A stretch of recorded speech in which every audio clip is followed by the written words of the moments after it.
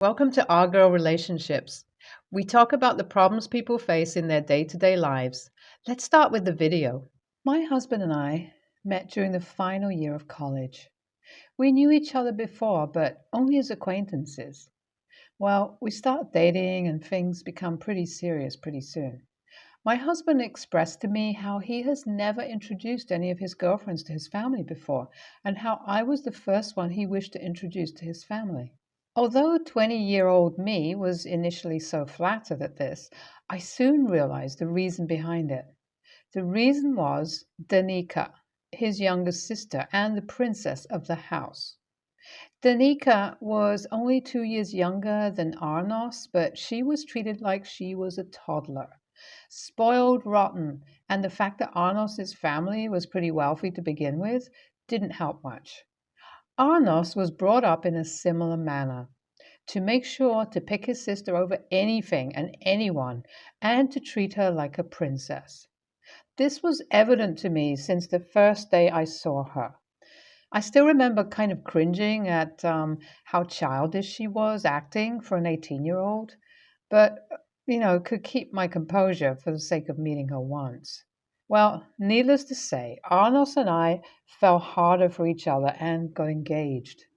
I still remember our engagement party, how hard Danica had tried to overshadow me and how miserably she had failed, causing her to go sulking to Arnos for attention, who happily gave it to her. This also when we had our first argument over this situation.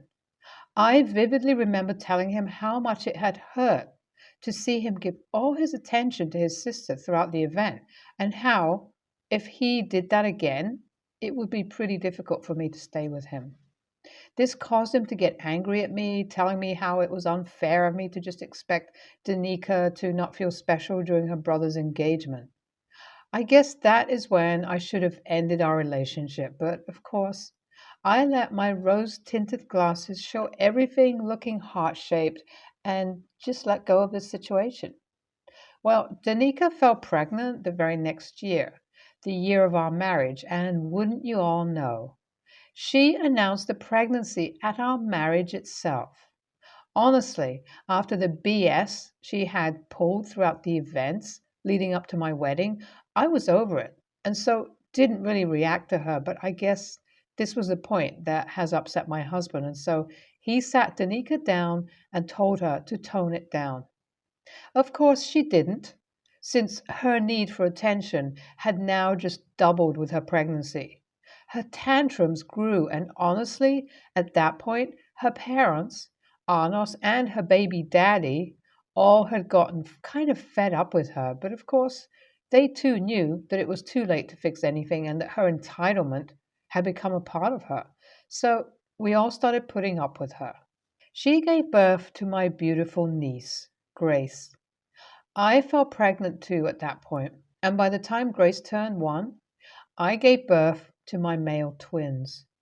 A lot of you must have expected Danica's behavior to improve after giving birth, but that was far from the case. At this point, she had gotten unbearably annoying. My in laws had started admiring my parenting style, all the while Danica's parenting style was just handing everything over to the babysitters because, of course, how will a woman who can barely care for herself care for a baby? Well, her list of horrible behavior goes on and on. It will probably consume this post and multiple other posts to list it all out. But hey, I still haven't gotten the worst out of it yet. Well, as mentioned earlier, my in laws often appreciated my parenting style. Rich coming from them, I know, but that's a completely different story. Well, this infuriated my sister in law, and she would often try to sabotage my plan. This woman started off with trying to ruin my children's first birthday by ruining his cake, and by the time they had turned 6, she had called the CPS on us 2 times already. This trend followed until my children were born around 12, and that was the final time she called the CPS because, of course, by that time, my children were not only able to speak up for themselves, but also I had started to look after Grace. So, of course, if she called the CPS, Not only would she be taken to the cops, but also lose a free babysitter. Well, this doesn't stop her from being a horrible person, though.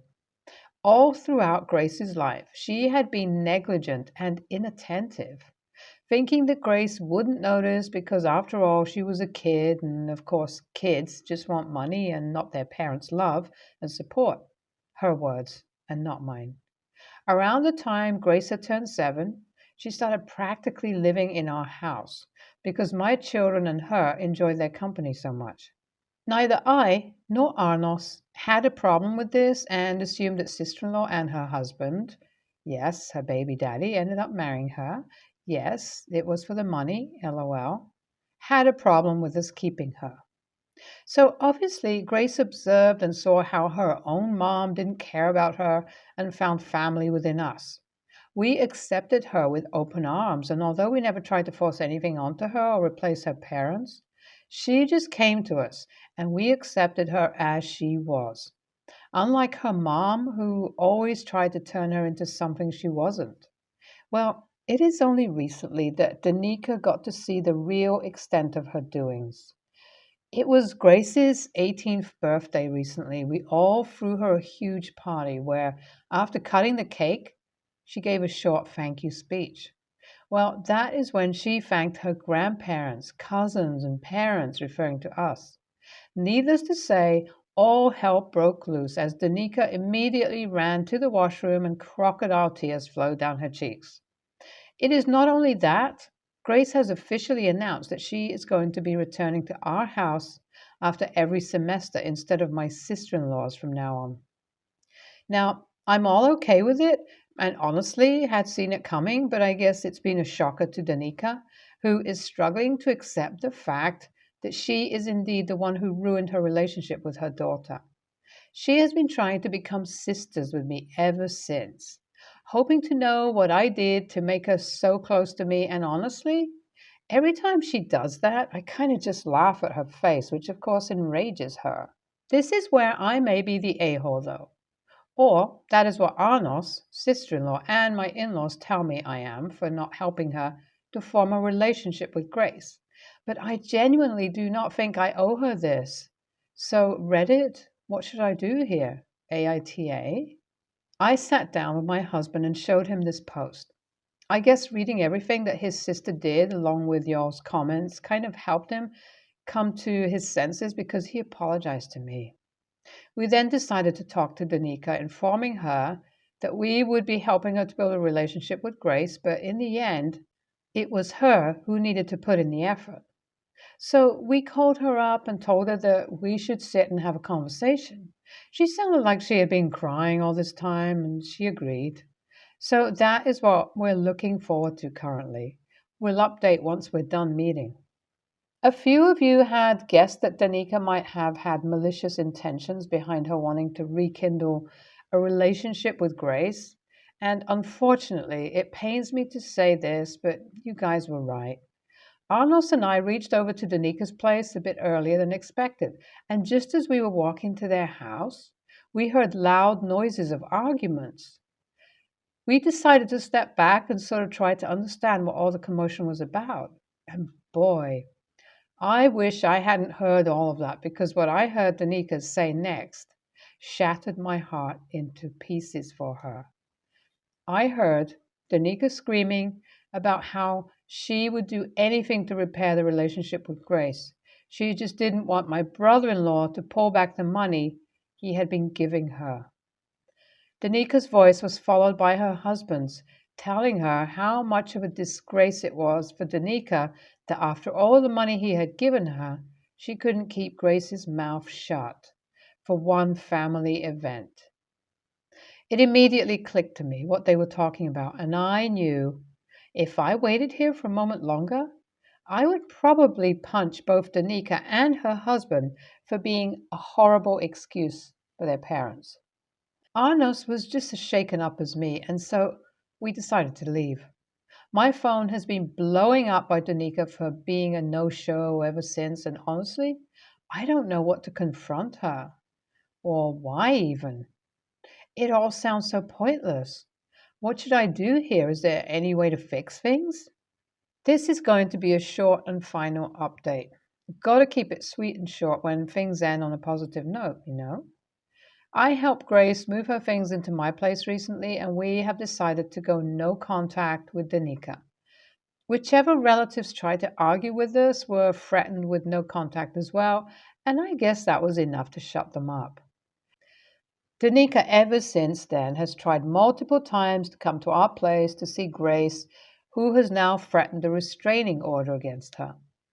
Things have been a huge mess recently for Danica, as after hearing her discussion with her husband, have pretty much given up on her.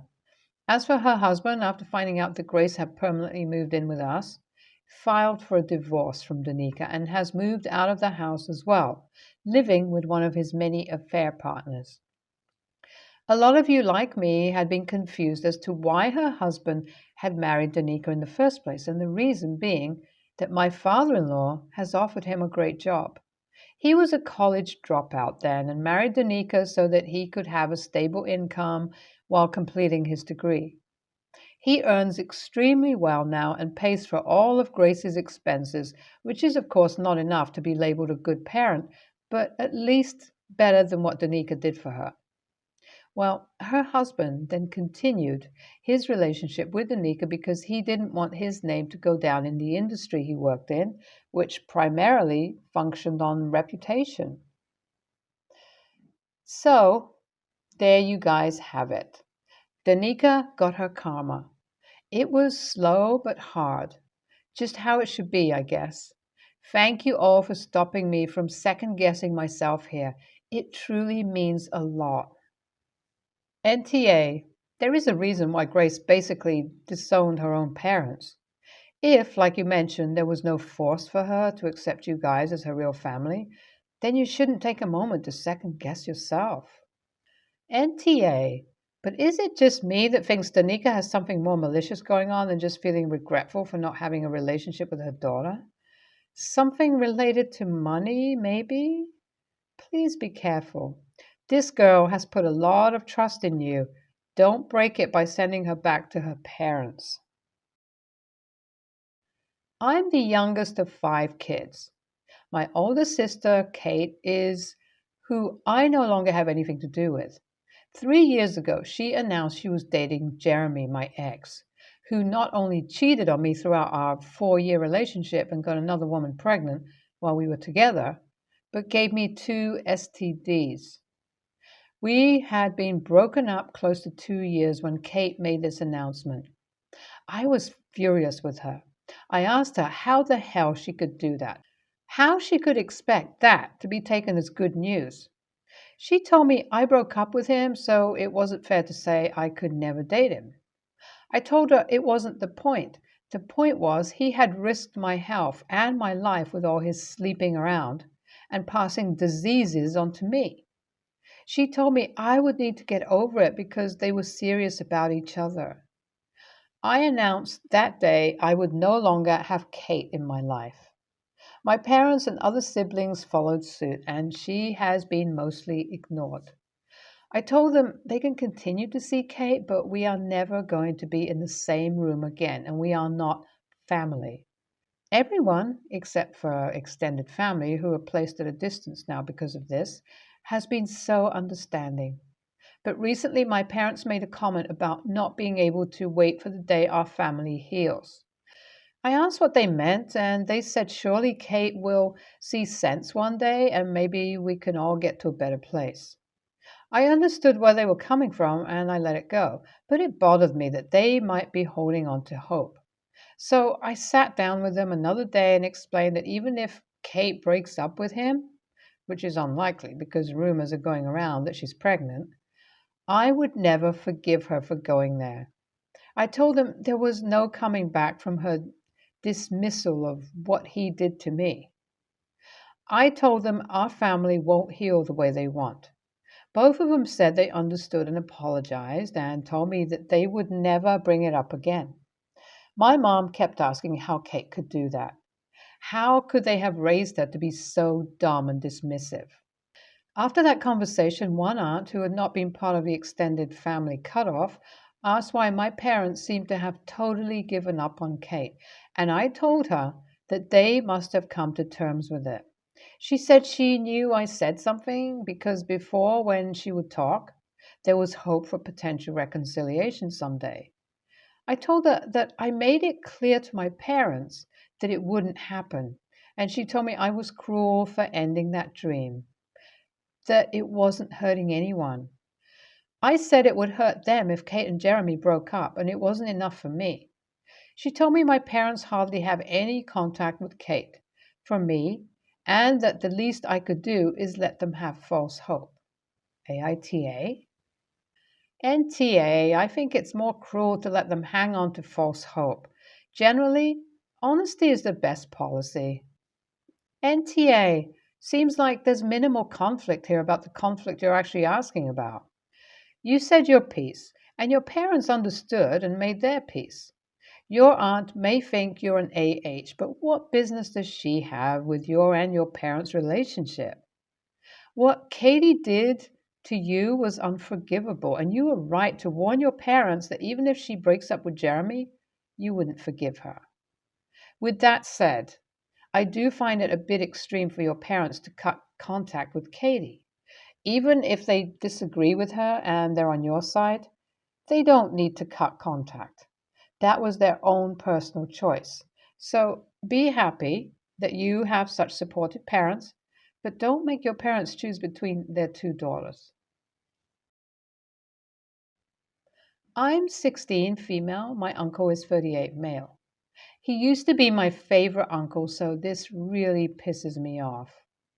He hates the fact that I read young adult books. Like, he makes a huge deal out of it every time he sees me reading. It's always the same. When I was a kid, we didn't have young adult books. We just read adult books. And you should be reading books at a higher level. These books are just brain candy and all that cringe crap. He makes fun of some of the books when he reads the cover details. I love reading, and I don't know, I like young adult books.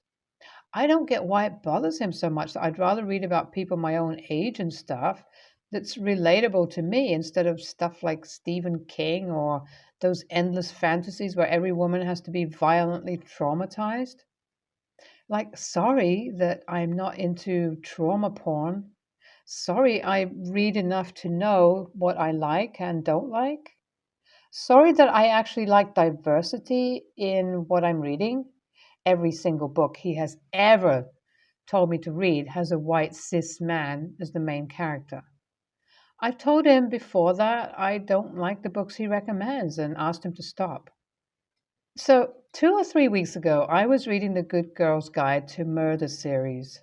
He came up and asked me about it. He just laughed and shook his head when I told him. So then the next day he comes over and he has a ton of books with him and it's all this Sherlock Holmes stuff.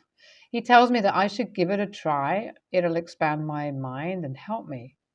I finally had it and stood up and dumped the books and told him I don't need to read books about some crusty old cokehead to expand my mind, and that I'm happy reading books that I like, and he needs to stop shaming me for it. I said that he never treats my brothers like this. He's happy to just sit there and play video games with them without criticizing everything they're doing, but somehow everything I do is wrong. He told me that I just have a hard time taking any suggestions because I'm stubborn. I pointed out that I watched a really popular old show, Veronica Mars, because my mom said I would like it. He got pissy and was like, "Stop trying to make this into a gender thing. Kids your age are obsessed with gender." And told me I was being a bratty little bitch and to forget him ever giving me anything ever again. My dad heard about it later and said I came across kind of ungrateful for the books and that I could have just taken them and said thanks and let them get dusty. I said I'd rather he have them if they mean that much to him. AITA? NTA. Book snobs drive me nuts. I'm over 50 and I still read YA if my nieces and nephews recommend a particular book. I have found that it helps me connect with them because we always talk about the book afterward. Granted, there was likely a softer way to say no, thank you, but I also understand getting pushed to snapping. So, a hint of ESH for the delivery. Read what you want to read. A book doesn't have to be a classic or non-fiction to have value. He called you a bitch? A bratty little bitch? Oh my God. OP, one thing I've noticed about certain men is that they can be just wonderful until you reach beyond puberty. They just don't know how to relate to you after that. They can't transition you into being your own person. And before someone says that, it can be the same with some women. Of course it can. But for me personally, I've seen it more with men. Men that have poor relations with adult women. Men that are often divorced or single. Take this as a character flaw with your uncle. It's his loss, not being invited to share your life with him. You're not a little girl anymore for him to train to his liking. NTA.